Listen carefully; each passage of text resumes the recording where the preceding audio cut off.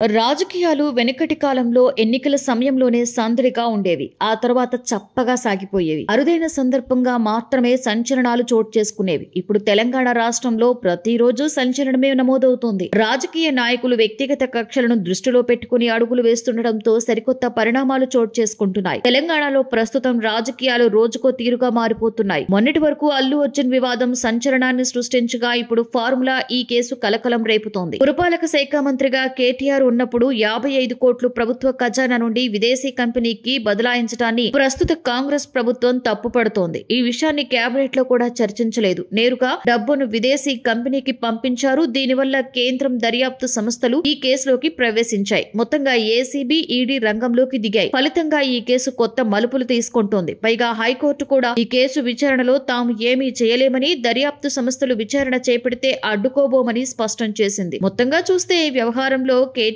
ను మరింత లోతుగా కార్నర్ చేసే ప్రయత్నాలు జోరుగా సాగుతున్నాయి. రేవంత్ రెడ్డి ఒకప్పుడు కేసీఆర్ బాధితుడు కాబట్టి నాడు తన కూతురు పెళ్లికి ఒక్కరోజు మాత్రమే అనుమతి ఇచ్చారు కాబట్టి పగ తీర్చుకోవడానికి ఇదే సరైన సమయమని భావిస్తున్నారు. ప్రస్తుతం తెలంగాణలో కాంగ్రెస్ వర్సెస్ బీఆర్ఎస్ మధ్య ఉప్పు నిప్పులాగా వ్యవహారం సాగుతోంది. అయితే ఇంతలోనే ల్యాండ్ క్రూజర్ ఇందులోకి ప్రవేశించింది. అయితే దీనికి దానికి సంబంధం ఏంటి అని అనుకుంటున్నారా? ఆగండి, అక్కడ దాకే వస్తున్నాం. ఫార్ములా ఈ కేసులో కేటీఆర్ ను అడ్డంగా బుక్ చేయడానికి కాంగ్రెస్ ప్రభుత్వం ప్రయత్నాలు చేస్తుంటే, కాంగ్రెస్ ప్రభుత్వాన్ని కార్నర్ చేయడానికి భారత రాష్ట్ర సమితి కూడా తన వంతు ప్రయత్నాలను మొదలుపెట్టింది. భారత రాష్ట్ర సమితి సోషల్ మీడియా విభాగాన్ని పర్యవేక్షించే డాక్టర్ మన్నే క్రిషాంక్ సంచలన విషయాన్ని వెలుగులోకి తీసుకొచ్చారు. కొడంగల్లో పలు కాంట్రాక్టులను ప్రస్తుత కాంగ్రెస్ ప్రభుత్వం కేఎల్ఎస్ఆర్ అనే కంపెనీకి కట్టబెట్టిందని, దానికి ప్రతిగా ఆ కంపెనీ ల్యాండ్ క్రూజర్ వాహనాన్ని ముఖ్యమంత్రికి అందించిందని ఆరోపించారు. ఆ వాహనం నెంబర్ కూడా TS07EE009 అని క్రిషాంక్ పేర్కొన్నారు. కేఎల్ఎస్ఆర్ అనే కంపెనీ 168 కోట్ల కాంట్రాక్టులను పొందిందని క్రిషాంక్ ఆరోపించారు. ఇది